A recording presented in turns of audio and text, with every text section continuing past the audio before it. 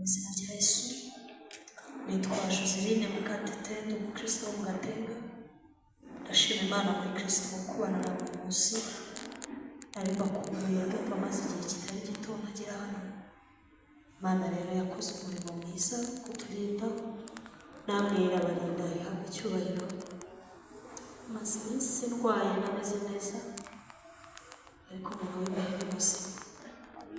Amen.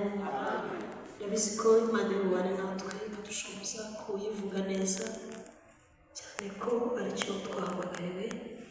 Turashimira Imana rero kubw'ibyo, ubw'uburinzi bwawe bukomeye, umwuka wanjye, ubugingo n'umubiri byose bizima.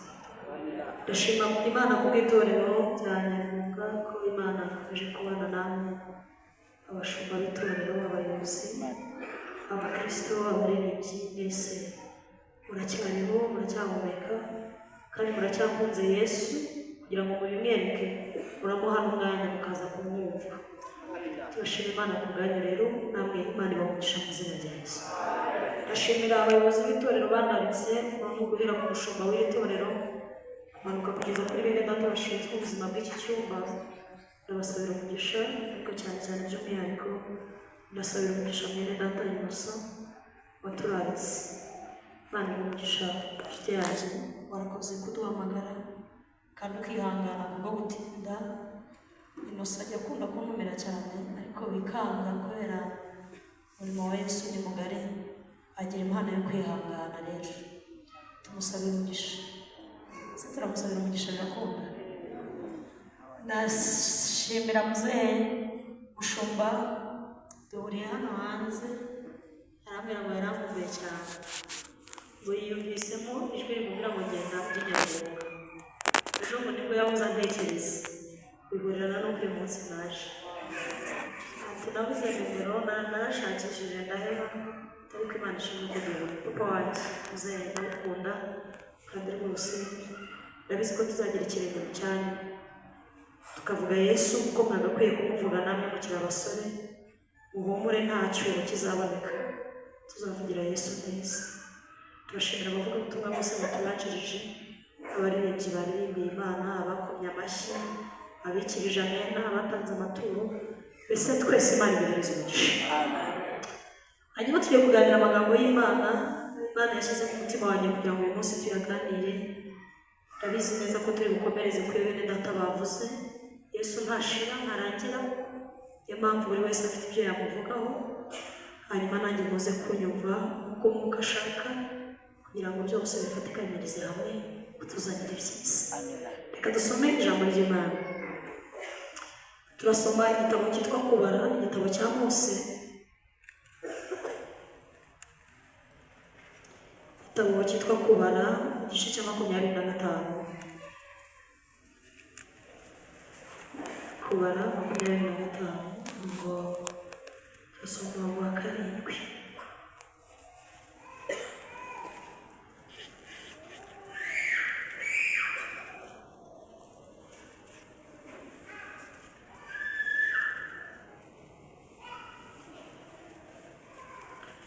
Igitabo cya Mose cyitwa Kubara, igice cya 25. Dusome mbere ku murongo wa 7. Dusome mu izina rya Yesu. Kubara 25 umurongo wa 7 haravuze ngo Finehasi mwene Eleyazari wa Aroni umutambyi abibonye ahaguruka hagati y'iteraniro y'icumu, akurikira Umwisiraheli mu ihema, abahinguranya bombi. Uwo Mwisiraheli n'uwo mugore imufata mu nda ye, mugiga ishirungu mu Bisiraheli. Abishwe na mugiga iyo bari inzovu 2,400. Uwiteka abwira Mose ati Finehasi mwene Eleyazari wa Aroni umutambyi atumye uburakari bwanjye buva ku Bisiraheli, kuko yafuye ifuhe ryanjye muri bo, agatuma ntarimbuza Abisiraheli ifuhe ryanjye. Nuko rero none vuga uti dore muhaye isezerano ryanjye ry'amahoro, rizamubera hamwe n'urubyaro rwe, isezerano ry'ubutambyi buhoraho, kuko yarwaniye Imana ishyiriye ishyaka, agahongerera Abisiraheli. Amen. Dusome ubutumwa bwiza bwanditswe na Yohana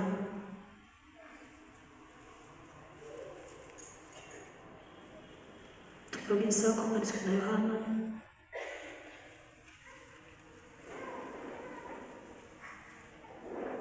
igice cya 15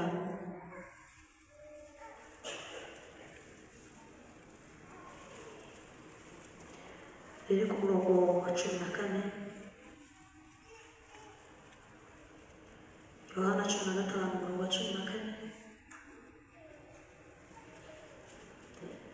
dusome Yohana 15 umurongo wa 14 ubutumwa bwiza haravuze ngo muri inshuti zanjye nimukora ibyo bategeka sinyibita abagaragu kuko umugaragu atazi ibyo shebuja akora ahubwo mbise inshuti kuko ibyo numvise kuri data byose mbibamenyesheje simwe mwatoranyije ahubwo ni jye wabatoranyije kandi mbashyiriyeho kugira ngo mugende mwene imbuto tuzageze ingumeho kugira ngo icyo muzasaba data cyose akibahe mu izina ryanjye amen.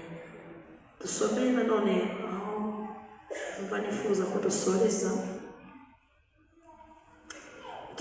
urwandiko rwandikiwe Abaheburayo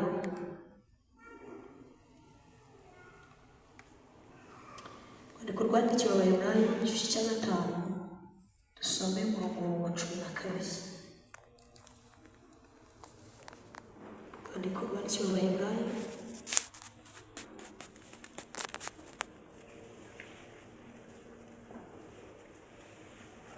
Abaheburayo 5:12 ariko dushatse twanahera ku murongo wa 11 tugakomeza. Abaheburayo igice cya 5 umurongo wa 11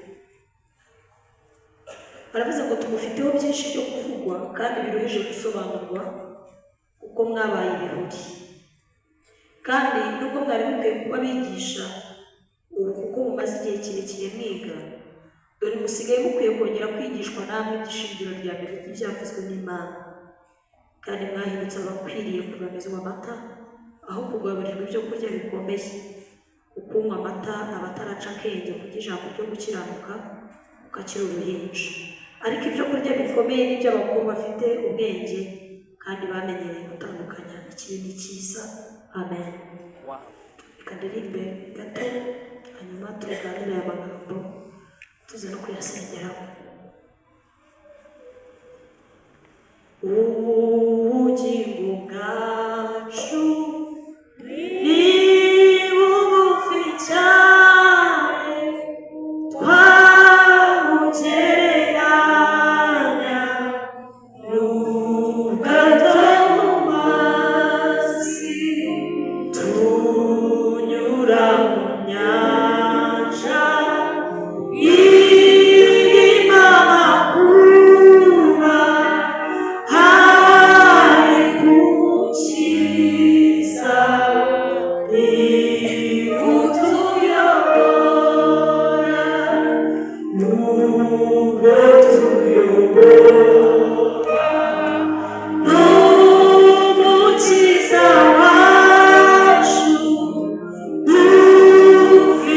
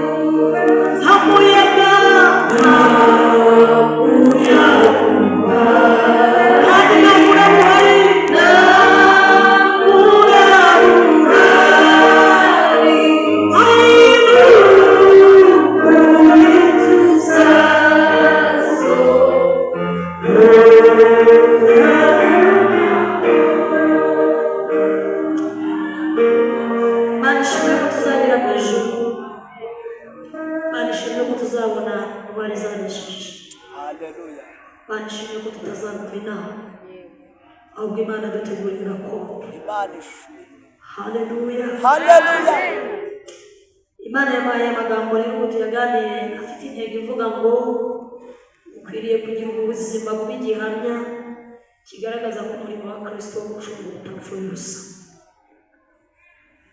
Asubiramo ubuzima bwawe, kubaho kwawe bikwiriye kuba igihamya cy'uko Kristo atapfiriye ubusa. Asubiramo haleluya. Kubaho kwawe bikwiye kuba igihamya cyerekana ko Imana yaratanze Kristo itazigera gusa. Ukwiye kubaho ufite ibimenyetso byerekana ko Kristo yapfuye.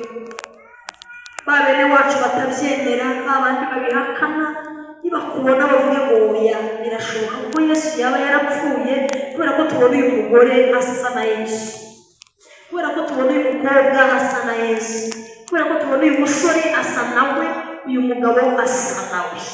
Mbese Yesu asa ati? Wakibaza ngo Yesu asa ati? Yesu asa n'urukundo, asa n'imbabazi, asa no kugwa neza. Haleluya! Uko niko Yesu asa. Amina.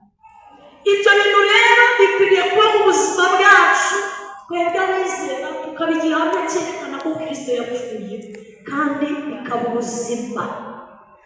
Apana kubiririmba, apana kubibyina, apana kubyambarira ingutiya ndende by'abapantekote badeperi n'ibitambaro. Oya, ukizwa kugaragaza gupfa kwa Yesu no kuzuka kwe ubuzima muri twe. Ko Pawulo yanditse, yaravuze ngo uhereye none ntihakagire uwundushya, kuko inkovu za Yesu ziri muri iki. Imana ishimwe. Haleluya.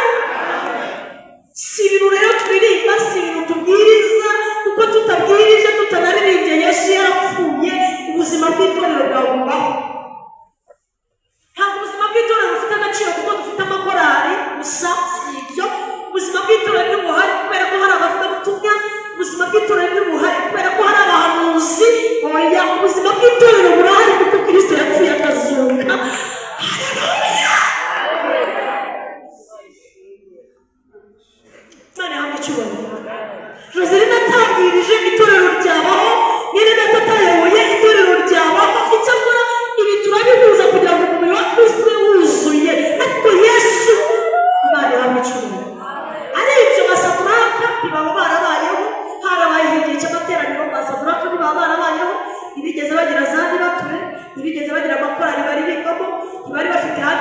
bayisengeramo ntibagira urusengero basengeramo. Imana yabaga muri bo, yabaga muri bo, igendera muri bo. Abahungu bane bayigaragaza mu gihugu Imana itarimo, baravuga ngo twebwe nubwo nta rusengero tugira, aha hantu hakaba nta nibatureze habera, iyo tubona ariko Imana izahaba. Haleluya. Abandi gusenga amen. Mbese mwaje gusenga haleluya. Ubuzima bwa Joseline, ubuzima bwawe kwiye kuba igihamya cy'uko Kristo atapfiriye ubusa, ko Imana yamuduhaye, tumukeneye, tumwifuza, tumukeneye. Mbese ntabwo mwari mumukeneye nkanjye? Haleluya. Kristo yatuzanye ubuzima. Nta kintu gitangaje, hari abacu baririmbye, babwirije, batanze ubuhamya, bavuze ahantu Imana yabakuye, ariko nta kintu gikomeye cyane nko gufata Joseline wa kera, Imana ikamukura mu bisekuru by'iwabo, ikankuramo ya maraso y'iwacu na za karande z'iwacu, na ya miterere y'iwacu, na kwa kundi iwacu bateye, na bya bindi bakora, kwa kundi bameze.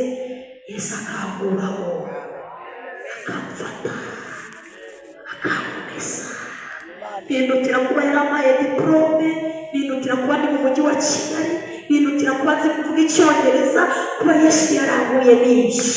Haleluya. Twese haleluya.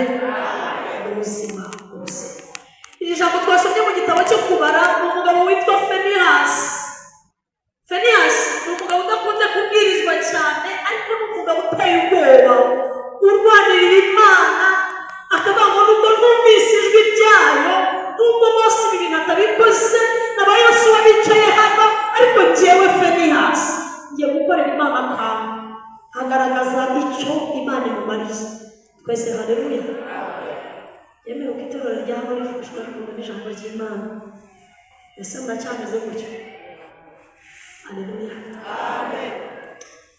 Iki ni igihe Abisirayeli bari bavuye muri Egiputa bajya mu gihugu cy'isezerano, cya gihugu Imana yari yarasezeranije Aburahamu igihe yamukuraga muri buriya Bakaludaya imujyana mu gihugu, imubwira ngo haguruka usige inzu ya so. Itangiriro 12, nzakugira ubwoko bukomeye, nzaguha igihugu, nzaguha gakondo, nzaguha umugisha, imigisha 7. Imana yabwiraga Aburahamu, ataritwa Aburahamu, yitwa Aburahamu kubera ko yari akiri mu nzu y'ibigirwamana. Imana yamubwira ngo haguruka uve mu nzu ya so, tera ujye mu gihugu nzaguha umugisha, nzaguhindura ubwoko bukomeye, uzakwifuriza umugisha wese nzaguha umugisha, uzakuvuma nzamuvuma, ariko ibyo nzabigukorera uri mu gihugu. Amen. Nzabigukorera uri mu gihugu. Iki gihugu rero nk'uko Imana yari yamusezeranije, hari amategeko n'amabwiriza ibyo Imana yamubwiye gukora kugira ngo yuzuze umwuzuro w'amasezerano ibyo Imana yari yamubwiye. Ubwo igihe kimwe Imana yaramubwiye ngo ajye gutamba ibitambo, hanyuma arasinzira ngo inkongoro zimuryana ibitambo. Imana iramugendera mu masaha ya munsi, birabangwa ni mu mugoroba cyangwa se Bibiliya ibyita mu kirengarenga, ngo yasinziriye yananiwe, igitambo inkongoro zirakimuryana. Imana yamubwira ngo amasezerano yose nagiranye nawe ndayakomeje, ariko urubyaro rwawe uzamara imyaka 400 mu kindi gihugu bakorera umwami utazabahemba, ariko imyaka 400 nishira nzibuka isezerano n'indahiro nagiranye nawe, nzabagarura muri iki gihugu, aha ngaho uryamye hazahinduka gakondo yabo, kandi ndarahenda Uwiteka nzabikora kuko nabeshye. Aburahamu rero yaje kubyara, abyara Isaka, umugore we Sara. Nubwo Satani yabaye nk'umuvangira gatoya, akaza no kubyara abandi bana ku bandi bagore, harimo ba Ishimayeli n'abandi Bibiliya itasobanuye neza, ariko Imana ikurikirana isezerano yagiranye na Aburahamu na Sara. Ndashimira Imana isohoza amasezerano. Munshyirize amen. Aza kubyara, abyara Isaka abyara abahungu 2 witwa Yakobo na Esawu. Isezerano rikomereza mu witwa Yakobo, Imana yaravuze ngo nakunze Yakobo murutisha Esawu. Ibyo ni ubuntu bw'Imana. Imana itoranya uko ishaka, kandi bavutse ari impanga ariko ihitamo Aba ngo Yakobo umurutishije Esawu, kandi igitangaje Yakobo niwe wari gatoya, ariko Imana ntireba nk'abantu. Isezerano ryari ryikuwe rya Esawu umwana mukuru, ariko Imana irabinyuranya irihereza umwana muto. Ibyo ni ubushake bw'Imana, bingana n'uko natwe Imana yaduhamagaye ntacyo tuyihaye, idutoranya ku bw'ubuntu bwayo. Iyo agakiza gatangwa n'ababyeyi nari guhera iwacu, cyangwa gatangwa n'abantu nari guhera iwacu, bene bacu bose batarakizwa bakabaho, ariko byaranze ndababwiriza, bamwe bakemera abandi bakanga. Nta muntu ubyara umukirisitu, ijuru niryo ribyara abakijijwe. Materinite ibyara abizera ntibinaho.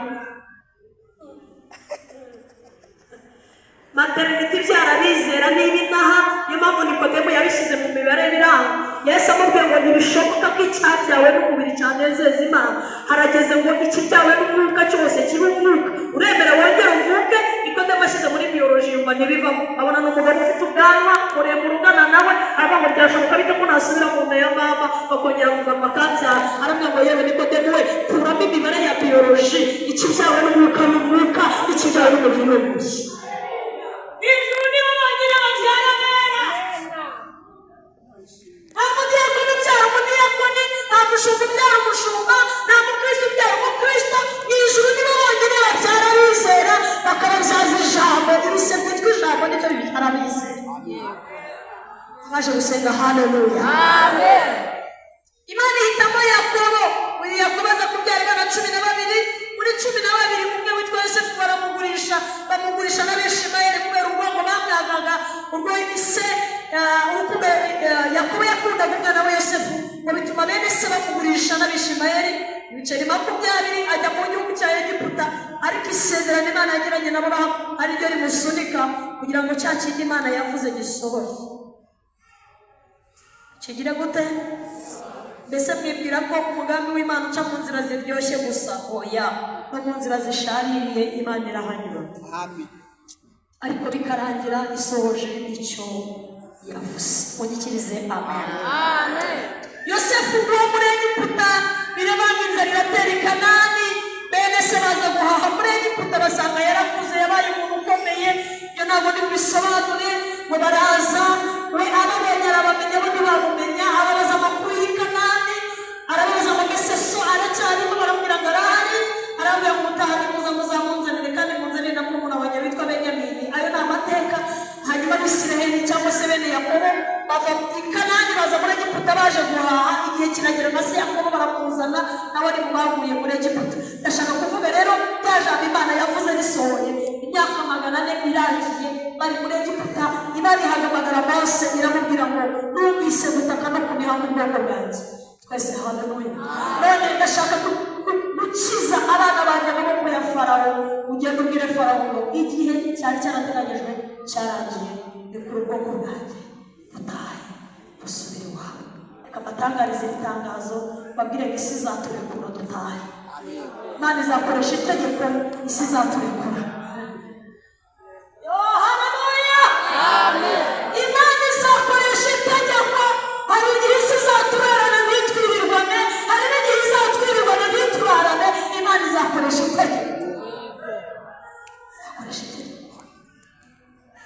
Bibiliya ntabwo ni uko Imana ikuza Abisirayeli amaboko akomeye, ibimenyetso 10 ibakura mu maboko ya Farawo yashanze.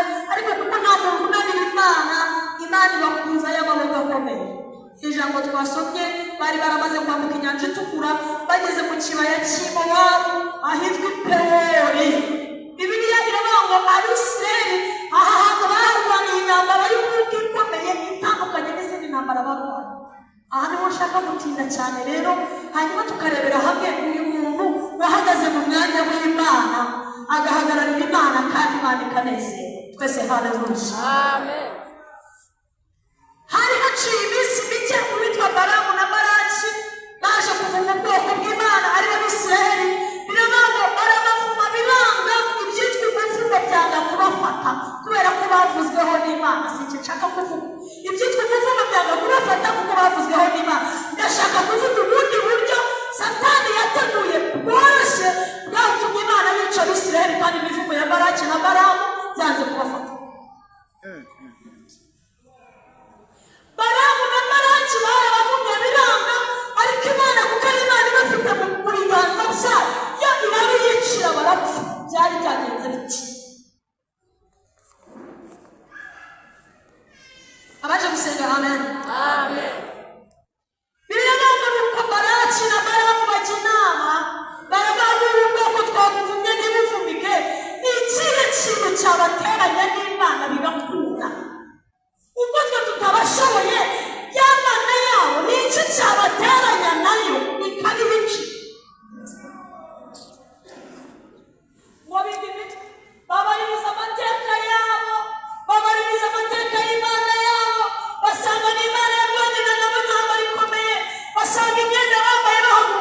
Egiputa kugeza uwo munsi irabasaziraho ntibajya muri shinge na mutawuni gushaka utwererekana inkweto bambaye bahaguruka uko abana bahagurukanye bambaye uko ikirenge cyakuraga ngo n'inkweto zarakuraga bagaririza amateka yabo basanga nta gikoni bagiraga ntibagiraga busheri bahahiramo inyama ntibagiraga aho bahahira inyanya ntibagiraga amanu yo mu ijuru babaririza amateka yabo baravuga ngo ni iki twakora tugateranya abisiraheli n'Imana ni iki abaje gusenga haleluya Imana irabizi ko wabyaye urushyi na Satani arabizi yewe Satani arabizi ko wubatse inzu warushye ibyo ni ibintu rwose ni ibintu bazi barabizi ko wambara wago wiyushya kuya ibyo ni ibintu hari nubwo nawe Imana yacishije imvunja ibyo ni ibintu Imana izi na Satani azi ariko Satani arashaka akantu kaguteranya n'Imana yewe Satani arabizi ko wize uzi kuvuga Icyongereza n'Igifaransa arabizi rwose tuzagira ngo ntabizi arabizi gukorera muri ofisi arabizi ibintu byose Satani amakuru yose arayafite bose mutazagira ngo ni ntareba arabizi ko tuyi Kanombe n'ibintu azi hano Musanza ibyo ni ibintu amakuru Satani azi n'Imana izi ariko arashaka akantu gato kaguteranya nayo barabaririza basanga izo nzira zose abisirayeli bagendanye n'Imana Uwiteka yababereye ubuhungiro Uwiteka yababereye ubuturo yabafashije kurwanya abami bakomeye yabafashije mu ntambara zikomeye bagiye barwana baravuga ngo ko twabavumye bikanga ni iki twakoreye Imana ikabanga bakurikiye amateka basanga nta busambanyi buba mu Bisirayeli baravuga ngo reka twihebe umushinga henga duhamagara abakobwa b'abamowabukazi b'indaya baza mu iteraniro ry'Abisirayeli hanyuma bajya baza mu materaniro bambaye ubusa baza biteye za mekapu iby'ubururu n'iby'umutuku n'iby'umuhondo baza bigize uko bashaka tubateranye n'Imana yabo ubajya inama barayinoza neza ngo bakajya bazana abagore b'abamowabukazi babyinaga akaba bakabonye Imana nabo bakabyina abamowabukazi bari bazi indirimbo z'Abisirayeli bakaziririmba nabo bari bazi uko basirimba nabo bagasirimba bari bazi uko basenga nabo bagasenga bari bazi aho bahera nabo bakahahera bari bazi uko basoza nabo bagasoza ngo bitoze imico y'Abisirayeli ariko badafite intego yo kumenya Imana yabo bafite intego yo kubateranya nayo Bibiliya iravuga ngo umunsi umwe Imana yohereza umugiga mu Bisirayeli ngo yicamo abantu inzovu 2,000 ariko cyari igihano cy'ubwo busambanyi Imana ibwira Mose iramubwira ngo uhamagara Abisirayeli umuntu wese washatse umugore w'umumowabukazi amuzane tumumanike ku giti turebe ko uburakari n'Imana bwashije kuri uwo munsi babiteguye ngo nibwo umugabo w'Umwisirayeli aratangaye wajya kureba umumowabukazi bose ayoboye iteraniro witumye n'indate yabayoboye iteraniro bajya kubona uwo mugabo w'Umwisirayeli bayinjiranye n'umumowabukazi ati shushu pe twigendere azasanga Mose ari gutanga amatangazo ati umuntu wese waba baraduhemukiye akazana umugore w'umumowabukazi Imana yararakaye nimubirukane basubire iwabo kandi utabikora turamumanika ku giti niko Uwiteka yavuze umugore aravuga ati yewe sheri ko numva Imana yarakaye aravuga ati kiyoborere kandi Imana y'abadeperi bitwe ntorivuga n'ibyabasaze ibintu bitaratakira Mose yarasaze kugenda ngamujyana mu ihema amujyana mu ihema Abisirayeli bari mu materaniro uziko Bibiliya yavuze ngo umugabo witwa Finehasi haleluya Imana ishimwe ndafashijwe nanjye ndagirira Imana ishyaka aravuga ibintu Mose arabirebereye arabyibure ibintu Yosuwa arabirebereye arabyibure henze muraka ngajya mu ihema ryafata icumu haleluya amen iri cumu risobanura ijambo ry'Imana gafata icumu aravuga ibintu Mose adakoze ngiye kubikora bikorera Imana ahari yanezerwa gafata icumu yinjira muri bya hema aho wa mugabo na wa mugore baryamye narabatikura niba yarakubise mu nda niba yarakubise mu mutwe ntabwo Bibiliya isobanura aho yakubise narabatikura arahinguranya no hasi mu butaka arasohoka tungamiye Salomo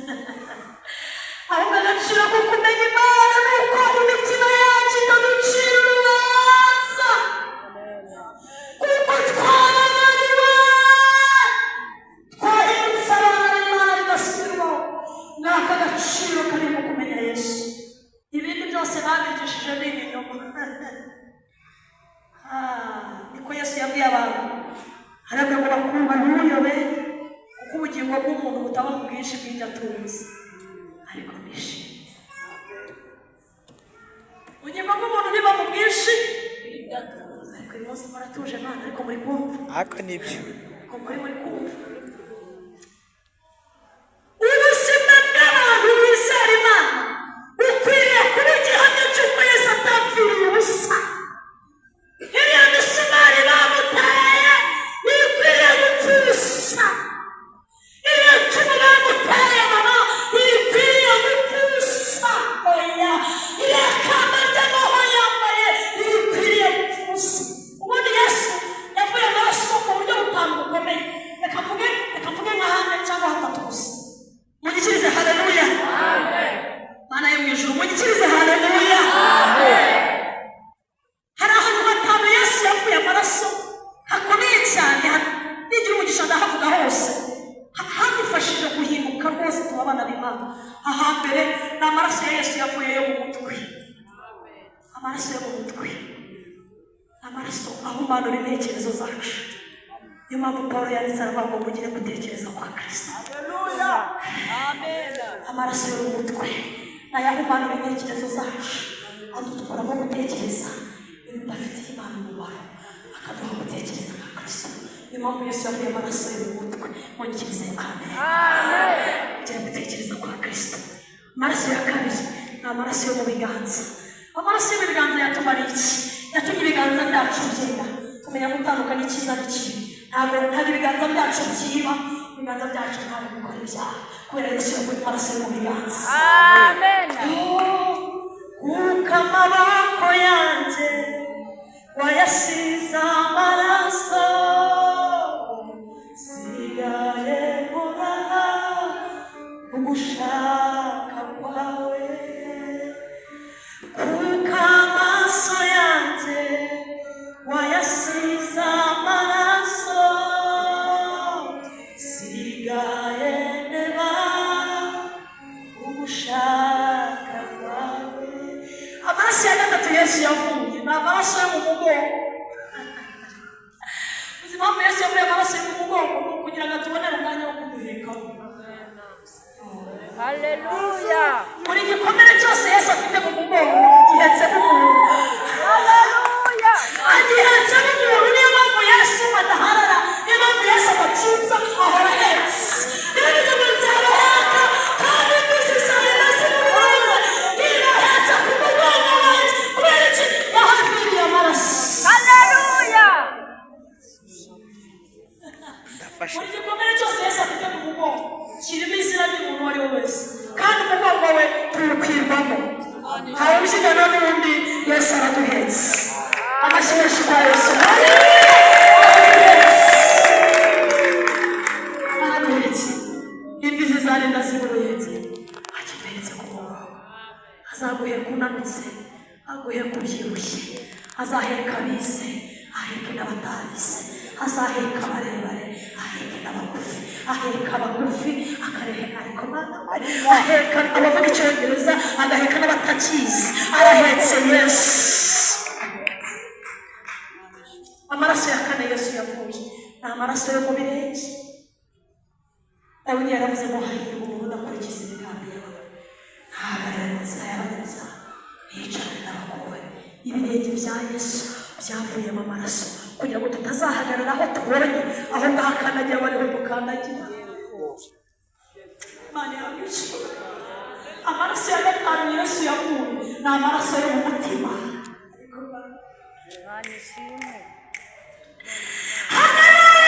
Amen. Nanditse imigani yavuze ngo rinda umutima wawe kurusha ibindi byose birindwa, kuko ari iby'ubugingo bikomoka. Niyo mpamvu Yesu yavuye amaraso yo mu mutima kugira ngo ibibikwa mu mutima byose, Dawidi yaravuze ngo nabitse ijambo ryawe mu mutima wanjye kugira ngo ntazagucumura. Yavuye amaraso yo mu mutima kugira ngo twereke urukundo rudasanzwe, urukundo rutarimo uburyarya, urukundo rutaryarya, urukundo rurimo umwimerere. Hari uwacu waririmbye, kora kuri piyano na koraho numva. Iyo nari mfite ibyo urushaho gukora kubera urukundo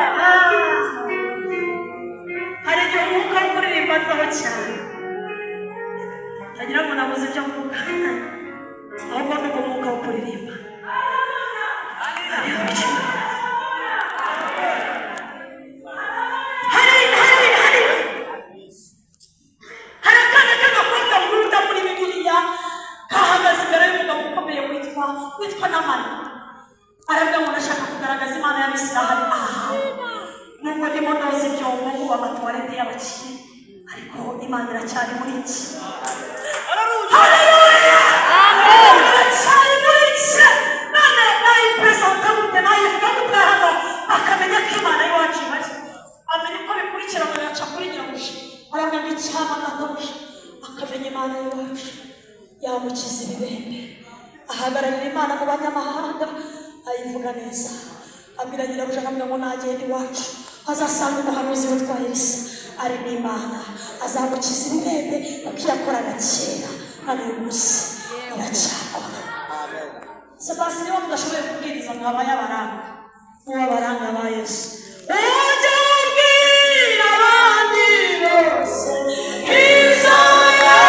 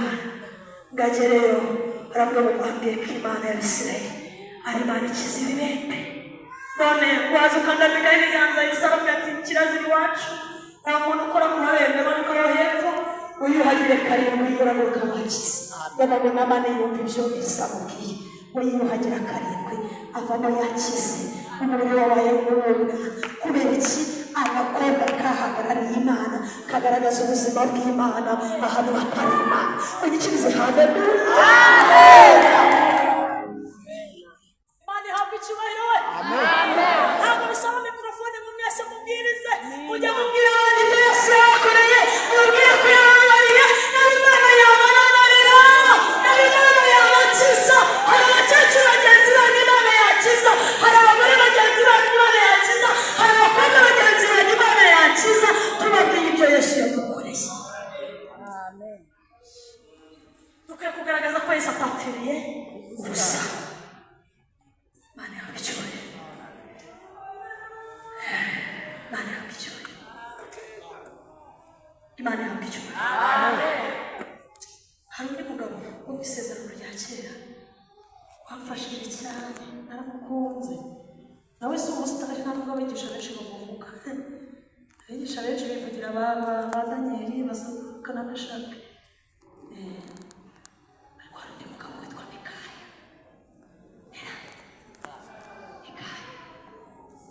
Wamusohoye iteka abahanuzi barimo hano baraguye. Mikaya umugabo wagaragaje Imana yigaragaza bamuhaye n'akantu arabatakana umugabo umane.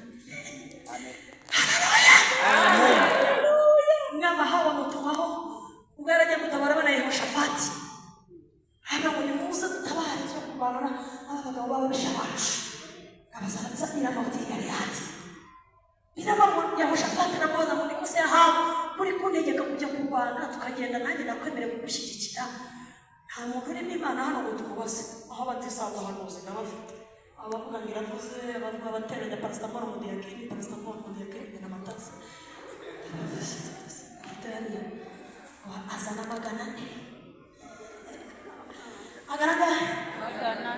ahantu bijya mu ijoro rya mbere.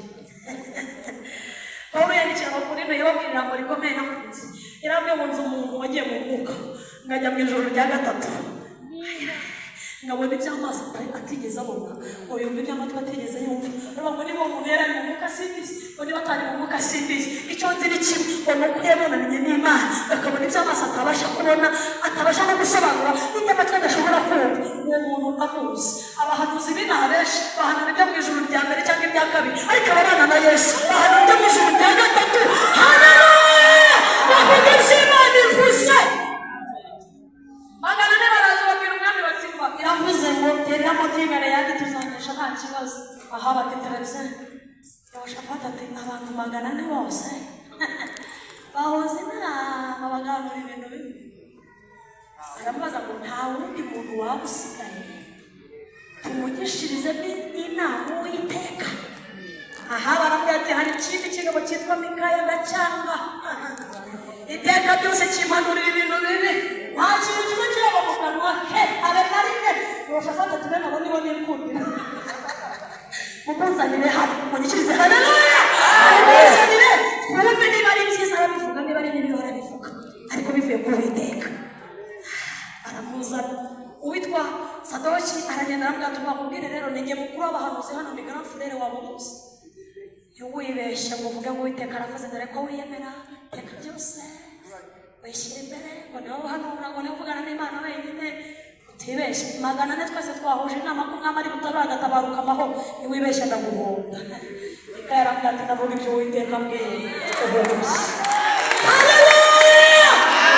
Ikintu Imana iri buvuge ngo mvuge ndakivuga, nta na gato nibukureho icyo Imana ibwiye nicyo nibuvuge. Bati turaguha n'akana ariko mutuvemo. Umugabo umwe yagiye gusengera urugo rw'undi mugabo mugenzi we ukomeye, barabuze urubyaro. Agezeyo yitwaza utuntu badushyira munsi y'intebe bati uyu munsi numva Imana itavuze nzagaruka ejo. Arataha kumbe yashyize utuntu munsi y'igipari. Araza ati noneho yavuganye nanjye ati dore birimo hariya, birimo hariya, ibintu byose byatumaga mutabyara birimo hariya kandi ari we wabipfuritse wabishyizemo. Nimudasenga bazabapfunyikira. Ngo mukunda ababareberamo kandi mwese murandeba nk'abakunda ababareberamo. Mukunda ababareberamo nanjye ndabakunda ariko arabavuganye n'Uwiteka. Twese haleluya. Mikaya acihikoza ati we yavuze ngo wa mwami wahawe uzatabara ariko ntuzatabaruka. Niko ivuze. Sadoki akabamo kubisurushya ati ntuba ibi amafaranga yanjye ntuguye ubwo ntuhombeje bizinesi ubwo utangiciye akazi. Baramukubisurushya ahubwo tuvuga Uwiteka avuze arambwira ngo ntunagenda muri mugaruke rwose kandi nawe wowe uzasesera mu mwinjiro nawe uzaho wihisha wowe uri kubabona impano n'ibindi Imana itavuze tuzahura uri kurasesera wabuze aho wihisha. Birababona ku mwanya aramahugukira abacyake abona kubwiraga niba igihora gihanura ngabwira Yehoshafati arakatereka tujijishije Imana neza ikanzu yawe nanjye wambara iyanjye ubundi iyo Mana ntibizamenya ibyo twakora yakora ntareko bahinduranya amakanzu ariko Imana ireba. Haleluya. Bibiri yivuze munyishyirize haleluya. Amina. Umunsi nafashwe haleluya. Amen.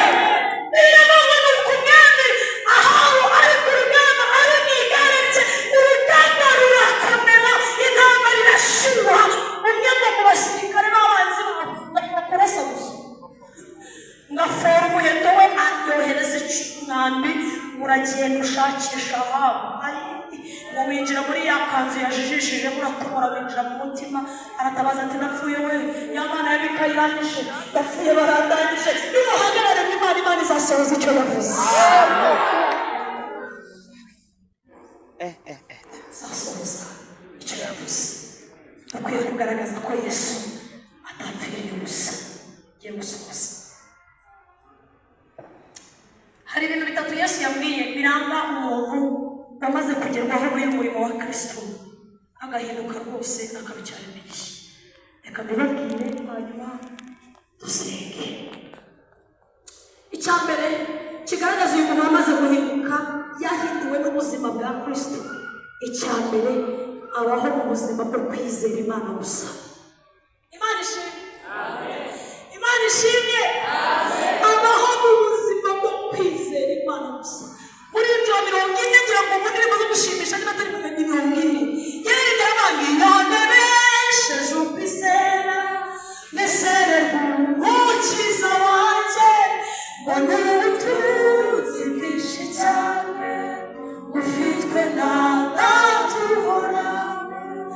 Haleluya banezerewe akanyamara iminsi yose iyo gisinyegenye cyane akubatiza amahoro. Umuntu wizera Imana niwe urarana nayo akirirwana nayo. Umuntu wizera afite amatwi yumva 24/24 kuko amatwi kwizera niyo maso aturebera mu ijuru. Ariko Bana we cyangwa udushinge nkagenda. Mwanditsi w'Abaheburayo yaranditse 11:1 yaravuze ngo kwizera ni ukumenya neza gashidikanya ibyiringirwa ko bitazabura kandi niko kuduhamiriza ko ibyo tutabona biriho ari by'ukuri byaremwe n'Imana. Kwizera ni amaboko adusingiriza ibyo ijuru ritubikiye. Amina. Asifiwe. Amen. Asifiwe. Amen. Biravuze kwizera ni amaso aturebera Imana. Kwizera ni amatwi atwumvira Imana. Kwizera ni amaguru agenda akageraho Imana.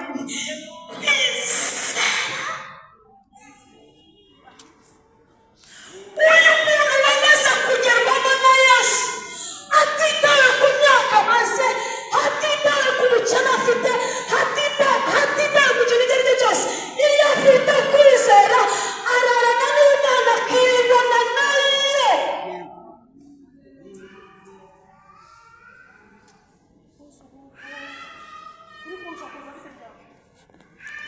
Kwizera Kristo, kwizera Kristo niko kudushoboza kunesha iby'isi.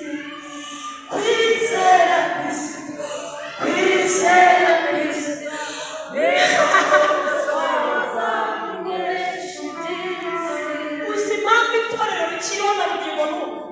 Uzi impamvu Imana igifite ababyeyi, igifite abakobwa, igifite abasore, igifite abagabo, igifite abasaza bameze ibi bavuze ngo twebwe Imana ntituzayibaho nuko hakiriho kwizera.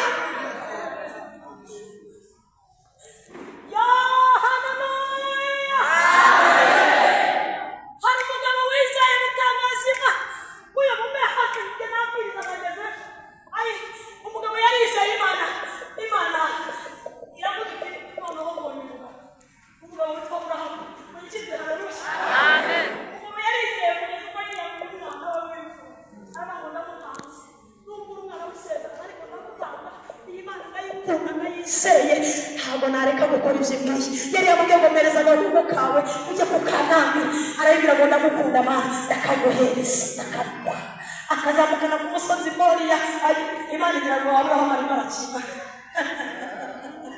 Yagize ngo Aburahamu afite imikino aragafata akazamukana n'inkota n'inkwi n'ikibiriti n'icyuma. Bakunda kwica ariko nereka Imana ko ngikunda. Kwizera ni amaboko adusingiriza Imana. Mwikirize haleluya. Amen. Mwakirije haleluya. Amen. Aramufata ngo aramuhambira ngo amushyira ku gicaniro, afata inkota aramaze Isaka mwana wanjye, hari ijambo rya nyuma wumva wambwira, aravuga ngo papa ubwo wasezeranye n'Imana bikore nk'uko wabivuze. Hari umuhanga wanditse aravuga ngo iyo Aburahamu yica Isaka bigakunda, icyo gihe Isaka niwe wari kuba acunguye abantu. Igitambo cya Yesu cyari kuba kibayaniye, cyari kuba kirangiye. Imana yabaretse reka ntabwo umuntu yacungura umuntu, ahubwo Imana izacungura abantu. Ibwira marayika iramubwira ngo ihute ufate ukuboko kwa Aburahamu, nawe yamaramaje aramwica. Umwanditsi w'abayobora yaranditse avuga ngo kwizera ngo niko kwatumye Aburahamu yemera gutamba Isaka, ngo kuko yatekerezaga ko nubwo yamwica Imana yafata ifu rya Isaka ikamuremeramo n'Isaka. Amen. Yo.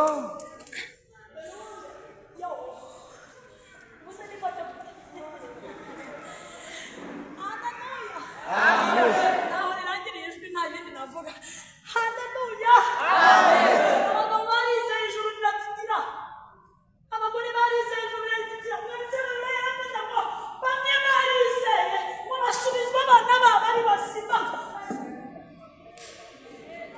ngo barizeye bakurwa mu nzara z'intare, barizeye bakurwa mu itanura ry'umuriro, barizeye bakurwa mu ntare.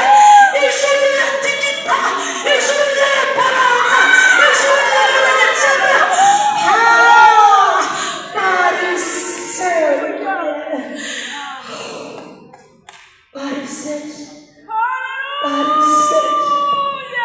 Barizeye Imana buri kindi bahemba ihita ibirika. Iravuga ngo mwebwe nzajya mbirata, abandi bagore nibananira nzajya mvuga ko habayeho abagore b'intwari. Iravuga ngo nicyo gituma Imana irakorwa n'isoni kwitwa Imana yawe. Ukanga ubazaniraga mu misozi n'amataba, ngo ntibagiraga aho barara. Mwebwe kwizera bibananiye gusigagira mu makaro, bibananiye kurya umuceri na mayoneze, ngo ntibagiraga ibyo barya, ngo bari bameze nk'inzererezi, ntibagiraga aho babarizwa, ngo kuko isi yarabangaga, ngo bari bameze nk'abadakwiriye kuyibamo, ngo kandi nabo bakabona badakwiriye kuyibamo. Ariko babonaga ururembo, bakabona umudugudu Imana yubatse, bakabona abashyitsi n'abimukira, bakabona ngo ni ukuri nubwo tubabariye inaha, ariko hariho agakanda, hariho agakanda, hari Imana yamuteguriye ibyo bigatuma badahemukira Imana, bagahora bigeza ku bw'ibyo kugira ngo umunezero isi yabimye bazawubone mu bwami. Amen.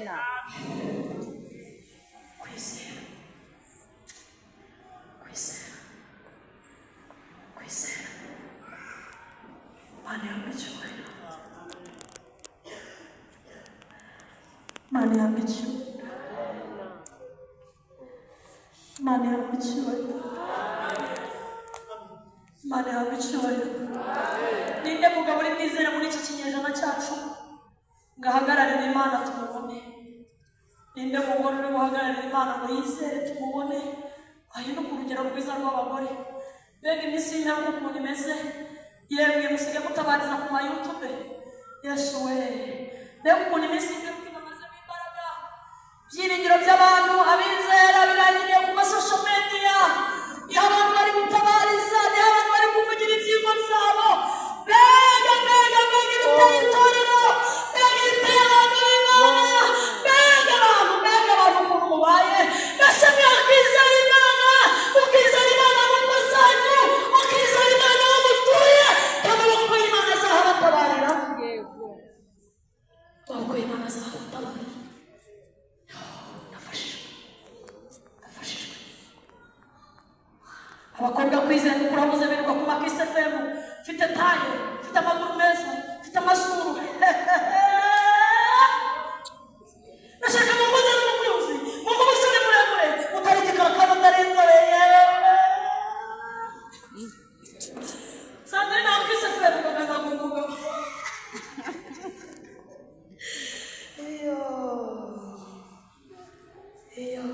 Nitwa Chantal, ni umukobwa utari muremure, utari mugufi. Ndashaka umugabo utari inzobe uba muri Amerika. Shaka umuntu ya siporo.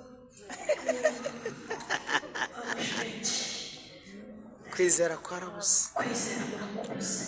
Ngo ni ukuri. Yizera Imana mu Kiss FM. Iyo wababona mutendeza mwambaye ibitambaro mwaje muri ADEPR yavuga ati murakore neza ariko nta kwizera. Impamvu Yesu yavuze ngo mbese umwana w'umuntu nagaruka azasanga kwizera ku isi. Icyo yavugaga azasanga abantu bakimutegereje, azasanga abantu bakimurindiriye, mbese azasanga abantu bakihanganye. Umwana w'umuntu naza azasanga hakiri abagore bihanganiye ko abagabo bagakubita mu ngo zabo cyangwa bazajya ku mirenge gusaba agatanya. Hari uwo numvise ko mu ndirimbo itangaza cyarabaye muze ni ukuri cyarabaye abantu batandukanye bazira korogate.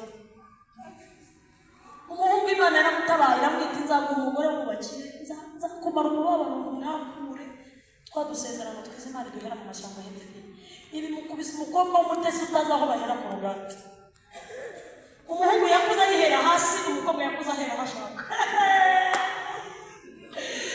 Barabanye babana, umuhungu ategeka ati rero shenge ntabwo namenyereye gaspillage njyewe ngira economy. Iyo nkana korogate nyihera hasi, umukobwa ati nyemera aho nshaka.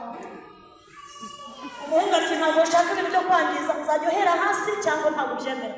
Umukobwa ati nishira nzabura iyindi ariko winzanaho amategeko.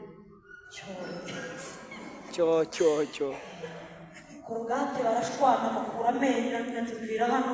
Umukobwa ati dadaza kugurira iyindi, umuhungu ati dadise ko nagukoye dadaza kugurira indi muti mu rugo rwanjye nta mugabo uhanyura undi. Okay, bakajya biba batikurana bagahondana. Igihe kigeze bajya mu murenge basaba agatanya basize koroga. Umwana w'umuntu nagaruka azasanga kwizera ku isi. Korogate ariko nano afite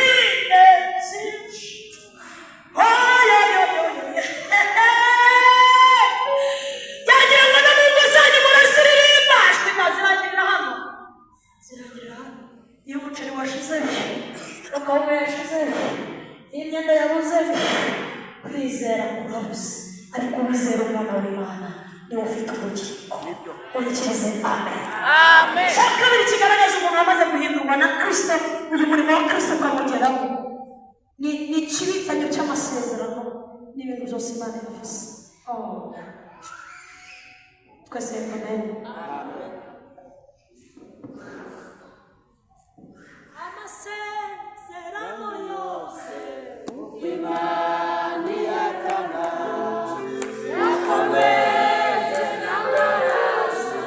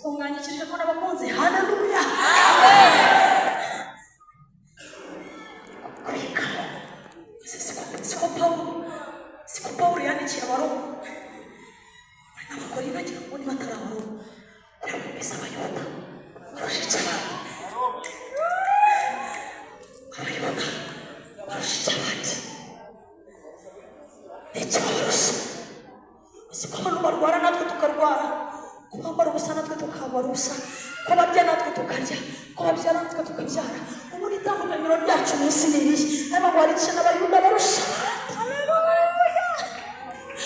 ngo babarusha muri byose ariko ikintu gikomeye ngo bagendana ibisanzwe bagendana ibisanzwe bizana hasi ugasanga bafite ibyavuzwe amadeni yaza ugasanga bafite ibyavuzwe ubutunzi bwaza ugasanga bafite ibyavuzwe bagendana ibisanzwe n'imana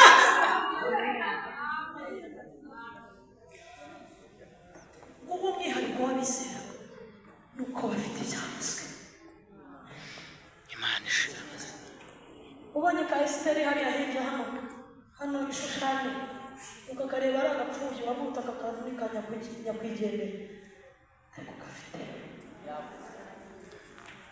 byashoboka ko wamurusha amashuri ushobora kumurusha n'uburanga wamurusha amafaranga rwose menshi ushobora kumurusha ibijyanye bikomeye wamurusha kubyara abana benshi ariko n'umubona ujya umwubaha niba ari umukobwa akaba yubaha Imana nyinshi we kumusuzugura mubona nka imbere ya Imana niba ari umubyeyi akaba yubaha